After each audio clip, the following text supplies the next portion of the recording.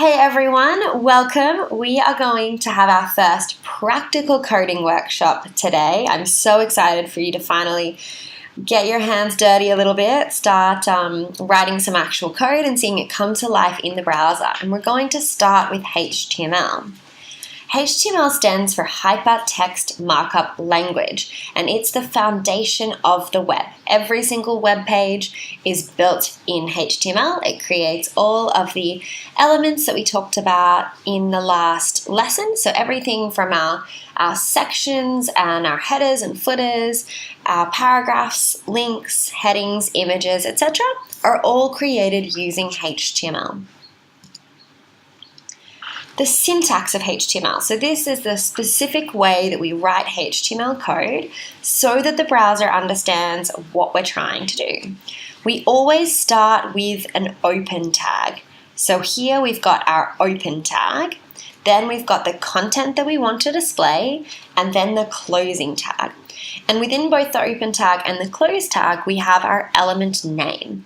So to create a level 1 heading, the element name is h1. So we put that inside the open tag and the close tag. What we'll actually see on the screen is search engines. So if we imagine that this slide was coded in HTML, HTML syntax would be our h1. The main HTML elements that we're going to create, the first ones we'll learn, starts with headings. So we use headings a lot throughout the site, and we have 6 different options, h1, h2, h3, all the way through to h6.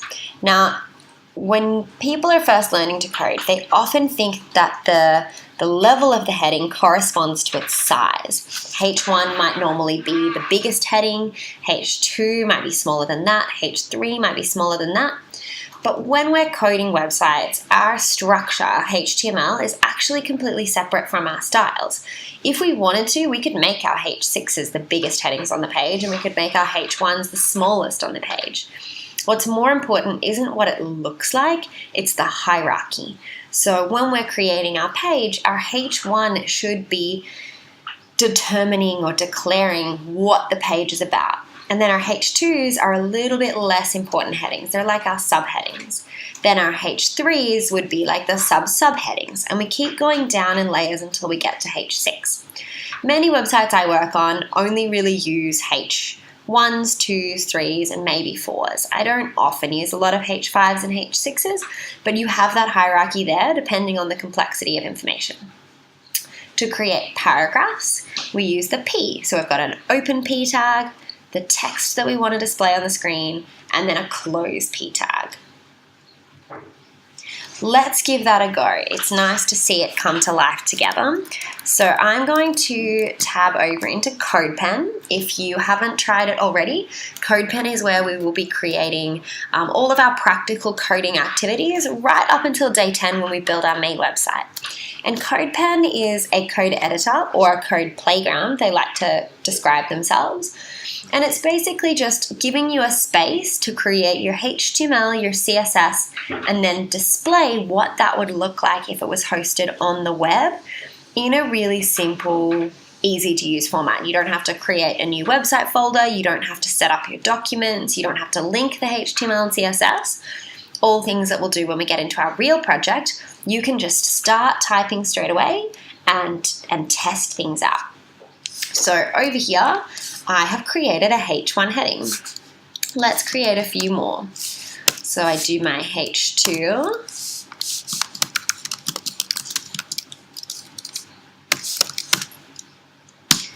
I write my paragraph. Now, if you're ever testing something and you just want kind of a filler paragraph, if you put something like this where you just bash the keyboard, it looks pretty distracting. Instead, if you just start typing lorem, L-O-R-E-M, and press tab, it'll fill in a block of Latin placeholder text. We often use this when we're designing sites or we're developing and we don't have the content yet, and it'll fill it in for us. So the important thing to remember, we always have our open tag, which is, people have different names for them, a pointy bracket, a caret.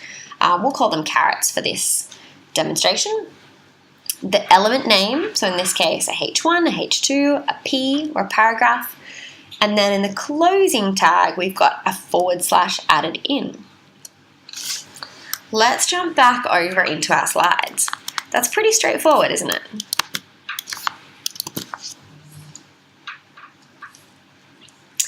Okay, the next element that we use a lot throughout our projects are anchor links. And an anchor link is just a fancy word for a link.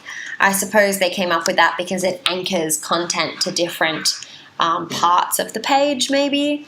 But anchor links is just what we mean when we think of hyperlinks or any kind of link between pieces of content. So let's say we wanted to create some text that said Google it, and when you clicked on that text, we want that to go to Google. The first thing we need to do is just create the open tag, the text that we want to display, and the close tag, and that's what we've done just here. But if we jump back, if you think about this from the browser's perspective, we've told it we want to create a link, that's our A element. We've told it the text that we want to display, but we haven't told it where to go, so there's something missing. When we need to give more information to the browser than just the element type and the content, we need a different kind of syntax. There's nowhere else to put something at the moment. And that's where attributes come in. Attributes go inside the open tag and give extra information to the browser. So let's have a look again. We've got our open tag. So this teal part here is our open tag. It looks the same as it used to.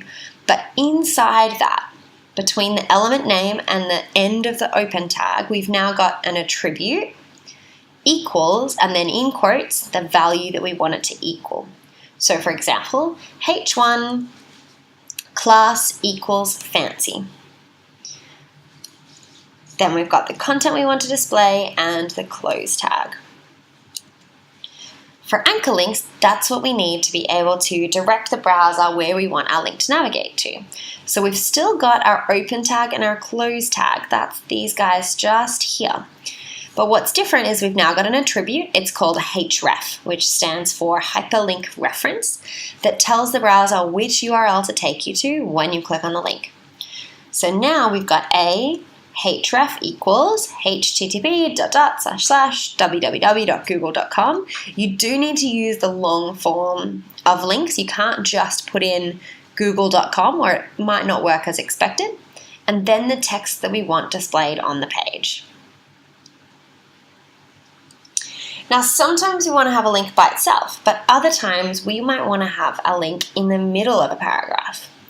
So to do that, we're going to create a paragraph element, which we can see starts here and ends here. And then we've got an anchor element, which starts here and ends here. So we're starting our paragraph. When you don't know how to do something, and then we start the anchor element where we want to start becoming a link. We put our open tag and our close tag wrapped around the word that will be our link. So Google it and find out, and then we close our paragraph. So we're just kind of putting one element inside of the other element. Kind of like HTML inception. Let's give that a go. So we've got our paragraph. Now, if we just wanted to create a simple link, we would type a href equals, and let's just put a hash for now. That can be a placeholder so that we don't have to type in the whole URL. We often use that just to keep things simple while we're coding, and then we'll add the links later. Google it. So that's created a link. Now, a common mistake that I notice when creating anchor links is to miss this space. And see how it's no longer underlined, it's no longer a link? The browser doesn't know what this is anymore, so it can't make it a link. We need to make sure we've got a space between the element name and our first attribute, which is the ahref. So if we wanted to put that inside a paragraph, let's just zoom in a little bit. We've got our paragraph, and we say, when you don't know the answer to something, just Google it. Okay, so we've got our paragraph, our paragraph works. We've got our anchor link, and that works as well. So let's just copy this link, delete it, and paste it in where it says Google it. So we can see we've got a paragraph, and inside that paragraph is our link. So the two important parts that you need for an anchor link are the element name, so the open tag and the close tag, the text inside, and the href, hyperlink reference. Now often, because you need that whole http ... it's easier to go to the website or go to the page that you're trying to link to, copy that URL and paste it in, rather than just try to remember it off the top of your head.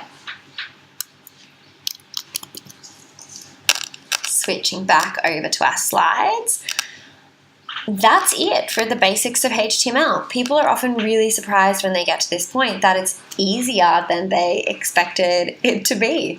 You are coding. This is a real code that makes up the backbone of every single web page on earth. So what I want you to do, and you'll have access to these slides after the video, I want you to go to CodePen, create a new account if you haven't already. That way you can save all of your pens. I want you to create 6 headings, H1 to H6. Create a link to your Facebook page, or if you don't have Facebook, to any other website, with your name as the displayed text, and then try to create a paragraph with a link inside. Now, when you're in CodePen, my CodePen is like this light bright color. If you want to change yours to look the same, click over here and go to settings.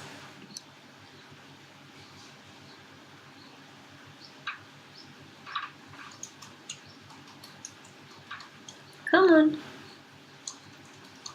Okay, and in your settings, you've got your different themes. So I like the light classic theme, but you can use whichever one you want. You might be on Twilight or dark. You can click on them and see on the right-hand side here what that will look like. Some people like coding with a dark background. Personally, I find it's easier to read with a light one. And then once you've finished, hit save. And then you can go back.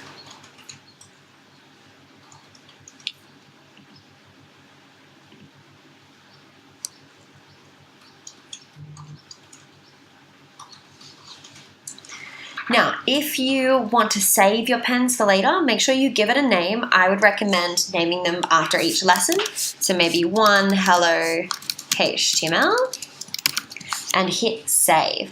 Then you can just copy the URL in the top to navigate back to it, or you can go view all of your pens under your profile and you'll be able to see all of the past coding that you've done.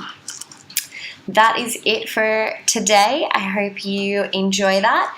If you are having any trouble, jump on the Facebook community, share your code there, ask any questions, and we will help you out.